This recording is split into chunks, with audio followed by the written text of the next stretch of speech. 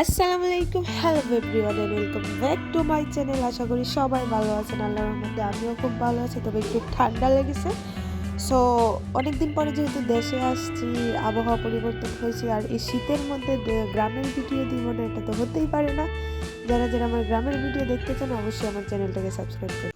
আমাদের ঘরের পাশেই আমাদের একটা পুকুর আছে, তো ওটার মধ্যে পানি শুকিয়ে গেছে। তো ও এসে হঠাৎ করে বলতেছে আমার আম্মুকে যে আপনাদের পুকুর থেকে মাছ ধরি। আর শীতের সিজনে গ্রামে হয় কি, প্রত্যেকটা পুকুরে পানি শুকিয়ে গেলে সবাই মিলে একসাথে মাছ ধরে, এই জিনিসগুলো আসলে অনেকটাই আনন্দ দেয়।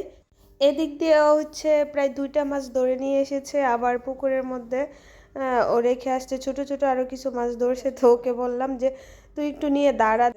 সত্যি বলতে গ্রামের মানুষগুলাই ছোট ছোট বিষয়গুলোকে অনেক বড় করে দেখে, আর হচ্ছে এই জিনিসগুলাই তাদেরকে অনেক আনন্দ দেয়। তো এদিক দিয়ে হচ্ছে আমার আম্মু চাল ভিজিয়ে রাখছিল কিছু পিঠা বানানোর জন্য। আর যেহেতু শীতের সিজন, প্রত্যেক দিনই কিছু না কিছু পিঠা তো থাকে। আর প্রত্যেকেরই জন্য একটা সুবিধা হচ্ছে এখন ব্লেন্ডার দিয়ে ব্লেন্ড করে যে কোনো পিঠা খাওয়া যায়। আর এই চালগুলো হচ্ছে আমরা আধা ঘন্টা ভিজিয়ে রেখে একটু জোরে পানিটা একটু শুকিয়ে নিয়েছি জোরে করে। তো এখন ব্লেন্ড করতে অনেকটাই সুবিধা হবে আর অনেকটা তাড়াতাড়িও হবে। তো এদিকটা হচ্ছে আমি ব্লেন্ড করে নিচ্ছি।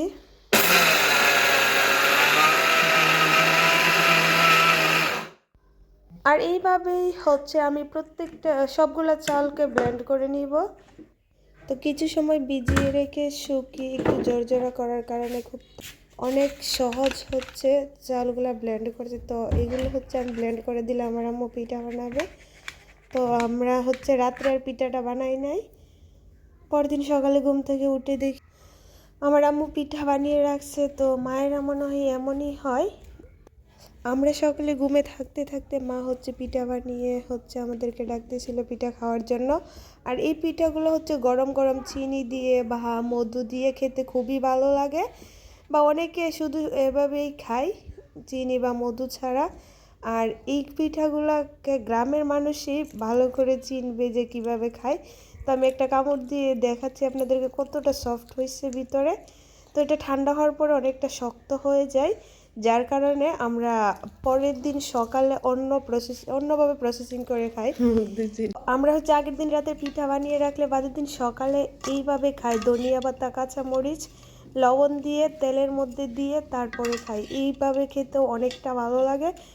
সো অনেকে অনেকভাবে খায়, যার যেভাবে ভালো লাগে। আর এগুলো গরম করার পর অনেকটা সফট হয় আর অনেকটা তুলতুলে হয় তেলে দেওয়ার কারণে। আর একটু ধনিয়া পাতা দেওয়ার কারণে ফ্লেভারটা অনেক ভালো আসে। তো যারা যারা আমার গ্রামের কম বেশি সকলের পিঠাগুলো খুবই পছন্দের, আমার কাছে অনেক ভালো লাগে। তো আজকের মতো আমার ভিডিওটা এখানেই শেষ করবো। সবাই ভালো থাকবেন, সুস্থ থাকবেন, আল্লাহ হাফেজ।